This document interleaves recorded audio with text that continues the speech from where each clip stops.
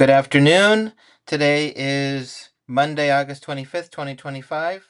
This is John Rowell, and today I'll be reporting on the situation on the front line in Ukraine. So today we've gotten news of a breakthrough of the Russian forces in the city of Kupiansk. And so that you can get an idea of where Kupiansk is within the country of Ukraine, I'm going here to a Google map of Ukraine. Kupiansk is to the east of Kharkiv, or Kharkiv, as some say. So Kupiansk is a city which um, had been holding out for quite some time. The city that we were expecting to fall the first of all these important cities that which Russia is now starting to surround on two or three sides is the city of Pokrovsk, but the advance on the city of Pokrovsk has seemingly stalled, either because of artillery preparation or because they are now switching to a flanking maneuver. But in any case, we see that Ukraine moved a substantial number of forces uh, from the northeast front down to Pokrovsk to keep the city from being overrun. And this has led to a mismatch between the Russian forces and the Ukrainian forces. So we see that the Russian forces have clearly advanced. Now, the news of the most recent breakthrough is that they are very close to the city Sadove. So they are practically surrounding the city on three sides, and they are um, getting very close to encircling Kupiansk. So this is the big news that came in from today. Also, there seemed to be a strategy at work. Um, it seemed like the Russians invited the Ukrainians to rush forces to the Pokrovsk area, and now they're going to be taking first the city of Kupiansk, and then moving down southwards towards the so they would be taking the city of Kupiansk. Then they will be moving on towards Borova. It looks like there's quite a mismatch between the information that Deep State has and other mappers have. Russia is not so far from the Niche Solone.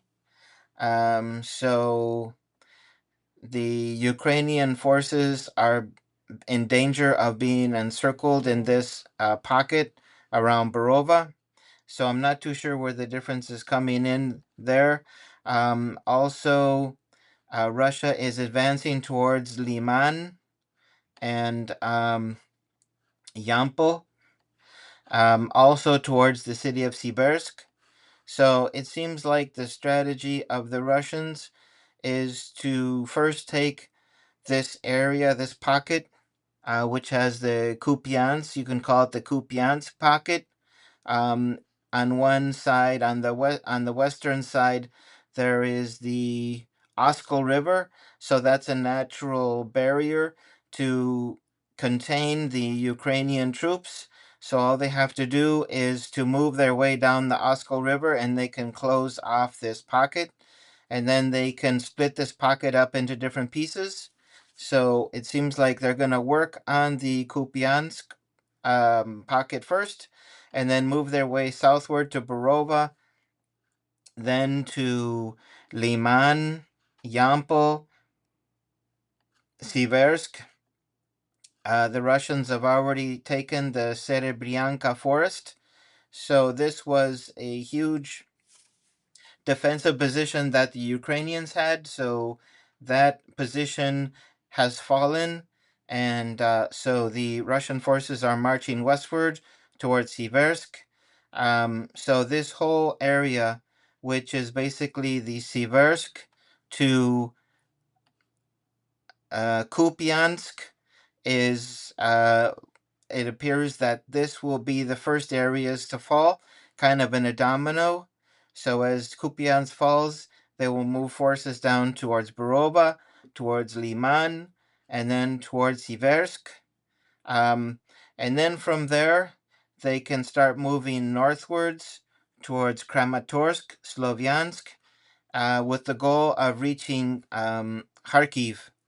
So Kharkiv is definitely a a goal for the Russian forces. We're still a long ways away from Russia being able um, uh, to control this whole area from what really would be Konstantinovka to Kupiansk, and once they do, then they can start closing off this northeastern pocket, and so they would close that off. And once they do, they'll be very close to Kharkiv. Um, and so once they get close to Kharkiv, then they will start moving westward towards Kremenchuk. And if they can get to Kremenchuk, then they can flank Dnipro. So this is a really important city, Dnipro and Zaporizhia. So if they're able to get to Kharkiv, or Kharkiv, as some say, then they can start moving their forces, as like a hammer blow going towards Kremenchuk. And then these other areas would fall as the Ukrainians would leave this area towards the defense of Odessa. So, anyway, it seems like the Russian forces um, got the attention of the Ukrainians to get them to uh, move forces urgently down to Pokrovsk, and now they'll just focus on the artillery before they start carrying out an urban warfare. So they did enter into Pokrovsk and then they retreated. So this was the signal for the Ukrainian forces to come in numbers into Pokrovsk, and unfortunately they left Kupiansk pretty unprotected.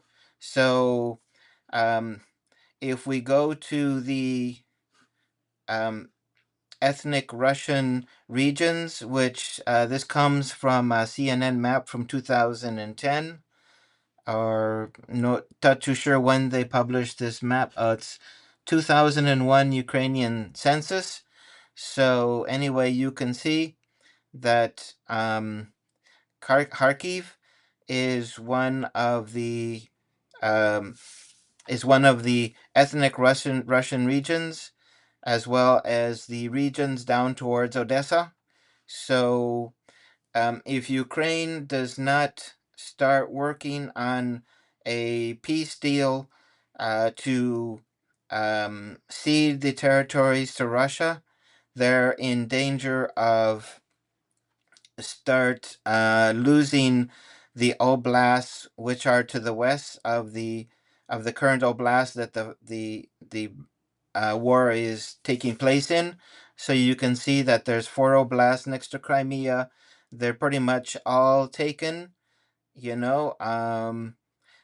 And then we have the other 4 regions, the Dnipro region, and the others, the Odessa area. All these will fall afterwards. So my estimate is that Russia will first start finishing off the cities like Kupiansk, Borova, Liman, Yampol, Siversk. Then they'll get to Slovyansk, Kramatorsk, and then they'll start moving towards Kharkiv, and then they will start moving westward. And the goal is, of course, to take all of the ethnic Russian regions or oblasts before there is any final peace settlement. So while Ukraine stays strong and gives all sorts of declarations that they're not going to cede territory and they won't and they won't stop fighting, Russia will continue to advance. We have an interactive map here from Kupiansk, from the Institute for the Study of War, and they also confirm that the Russians are to the west of Kupiansk, but it also is a map which is a few days behind. I think this Institute for Study of War pretty much follows the map of Deep State, which is the pro-Ukrainian mapping. So anyway, I thought that I found something interesting here in the Pokrovsk area, which um, is pretty interesting. If we look, the Russians had a breakthrough north of Pokrovsk towards Vesely and Zolotiye Kolodiaz. I don't know how you say that, but anyway, then the Ukrainians uh, moved forces from the north to this area, and they stopped this advance by the Russian forces. But the interesting thing is that they put a image here of the Ukrainian forces that had retaken some of this territory, and this is an obvious thumbs up. So I certainly looks funny that in a serious map they would put like a thumbs up image. I mean, does that look like a thumbs up to you? So it looks like a sleeve and an arm and then a thumbs up. Um, in any case, the Russians had pulled back already from these two areas, which, according to the deep state map, had been cut off. So Russia basically controls this area south of the thumbs up. And so anyway, this is starting to look like the dominoes are going to start falling, starting from the city of Kupiansk. And so we can keep following along in this situation to see what happens. Will Ukraine divert troops from Pokrovsk back up to Kupiansk? And then we'll see advances in the Pokrovsk area.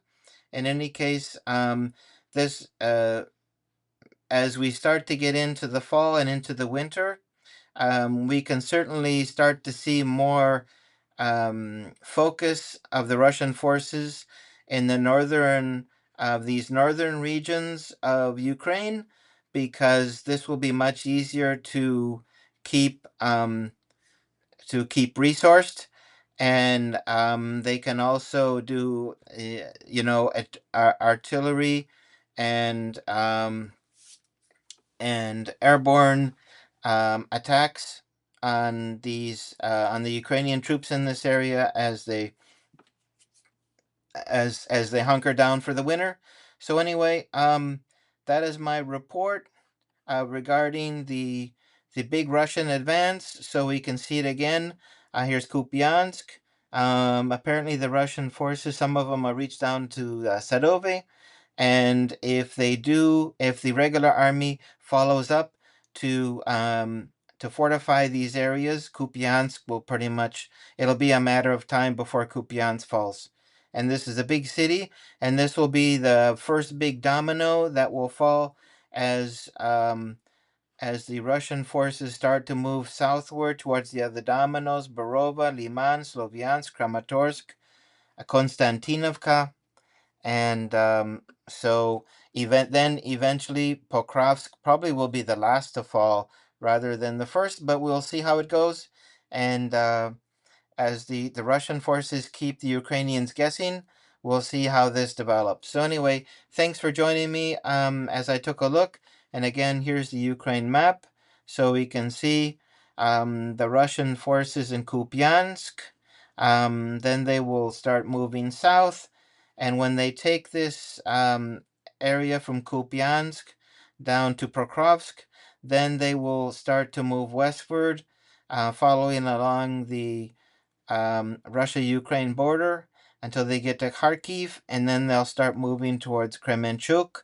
I mean, that's my um, that's where I would think that it would logically go, so that they can avoid the Dnipro and Zaporozhye urban areas, and once they get to the um, Dnieper River, then they can start moving south, and they can hold a line here from Kremenchuk down to Dnipro, and then from there they can move their way over to Moldova.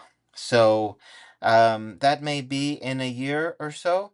It could be sooner, but anyway, that's my reflection on the movement of the Russian troops. If you have any comments, where do you think the Russian troops are heading? Please let me know. Have a great day. Bye bye.